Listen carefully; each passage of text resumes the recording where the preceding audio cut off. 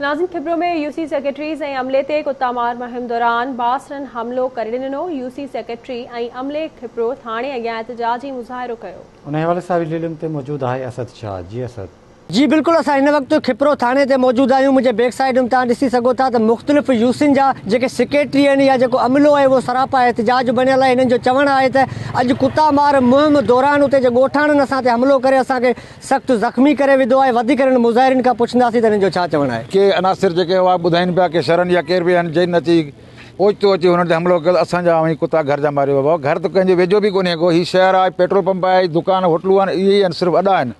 लाज़मी आहे असांखे एडमिनिस्ट्रेशन जो हुकुम आहे, असांखे कमु करिणो आहे। असां उहो पंहिंजो कमु जारी रखियो। हिननि अचण शर्त असांजे हमराहनि ते हमिलो कयो, लतूं मुकूं लठूं वग़ैरह हयूं। उन खां पोइ माण्हू अची छॾायो। हाणे असीं सभु गॾिजी एहतियाती तौर ते थाणे ते आया आहियूं। हुन ते FIR कराइणोसीं। असां हक़ इंसाफ़ कयो वञे। 2 महीना पहिरीं साॻी कोर्ट पहुची आहे त असांजे ॻोठनि में कुता आहिनि, तव्हां मारियो कोन था। जॾहिं असीं उते पहुचूं था तॾहिं वेड़नि था। ख़बर न आहे मसइलो हिननि जो छा आहे। असांखे जीअं हुकुम आहे एडमिनिस्ट्रेटर साहिब जो, उन तहत असां कमु कयोसीं। बाक़ी हरूभरू असांजे मुलाज़िमनि सां विड़िया आहिनि, उन्हनि धक बक हया आहिनि। पुलिस इंतज़ामिया खे ऐं खिपरे जी जॻह मुंहिंजे उनखे इहो अपील था कयूं त खुदा रा इहे कैप्सूल वठो ऐं इहे माण्हू सुबुह जो कंहिंजे माल खे ॾियनि या कंहिं माण्हू खे ॾियनि।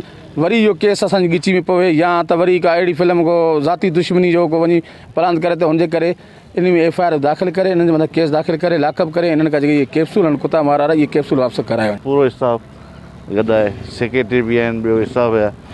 उते वञी कंहिं माण्हुनि ते हमिलो कयो आहे, धकिया अथनि, कपिड़ा वपिड़ा फड़ाया अथनि ऐं मुंहिंजा 2 जेके आहिनि माण्हू रोज़े में हुया।